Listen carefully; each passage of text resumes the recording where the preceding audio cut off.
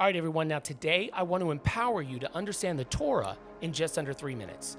Now, the Christian Bible is going to have 66 books or scrolls, and it's divided into the Old Testament and New Testament. Most people know that. Now, the first 5 books of the Old Testament are called the Torah, which a lot of people have heard of, or the Pentateuch. This is Genesis, Exodus, Leviticus, Numbers, and Deuteronomy. And while Torah literally means law, a better understanding is guidance or instruction. But I want you to understand the Torah, so let's break it down. It's broken down into 2 sections. Now, part 1 is going to primarily tell us a story about creation and how the Israelites become God's chosen people. That's primarily Genesis. And what's so special is when the rest of the world believes in so many different gods, the Torah, it's the only writing that teaches one single God created the universe. And the rest of Genesis is going to focus on how that one God called on Abraham and made a covenant with him, promising him he'd be the father of many nations. Now, the rest of Genesis is going to follow Abraham, his son Isaac, his grandson Jacob, who later is renamed to Israel.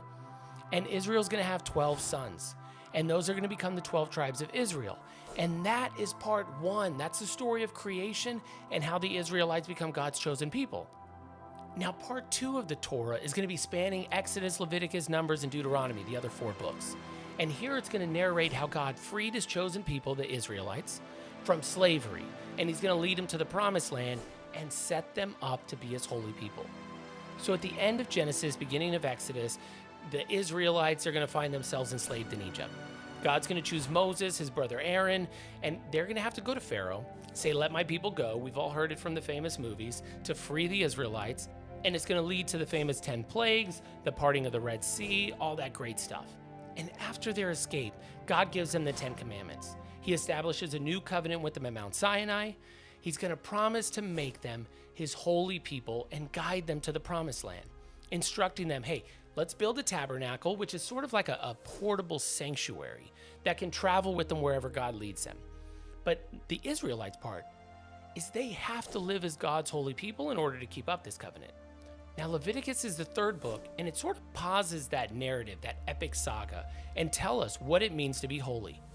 And then that saga is going to resume in Numbers as the Israelites start to head to the promised land, obviously led by God. And now Numbers is also going to really dig into the Israelites' struggle with faith, obedience, and even kind of a power struggle within the community. But when they finally get near the promised land, fear is going to take over. Obviously, they're going to think, we can't make it. Those people there, they're too strong. And God's going to decide, you know what? This generation, they don't get to go in. So they're going to have to wander for 40 years, and only a couple of them, plus the next generation, are going to be able to go. Finally, Deuteronomy, the last book of the Torah. We're going to find Moses addressing the new generation.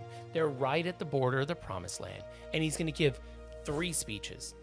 The first, recounting the entire journey. The second, reiterating those 10 commandments and what it means to be holy, the community God wants him to be.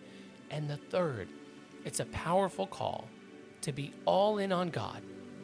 Then Moses is going to pass that torch to Joshua, who's going to be the next person to lead the Israelites. And if you read the Torah from start to finish, you're going to understand that the world was created by one God, and that one God chose a righteous man named Abraham, made a covenant with him to be the father of a great nation. And that nation, the Israelites, are going to fall into slavery. God's going to free them, make a new covenant with them, set them up to be his holy people, and how even when they disobey, are disgruntled, frustrated, lack faith, and suffer a ton of consequences, God is never going to give up on them. And that is the Torah. Now, if you have a deep desire to learn about the Bible and God, please come back every week. Like and subscribe. Follow us on YouTube and TikTok. Don't just go to church. Don't just pray. Do it all. Dig into the Bible. Find out more about the creator of the universe, because we're all flawed, but we have faith that God can still do great things with us. Thanks for joining.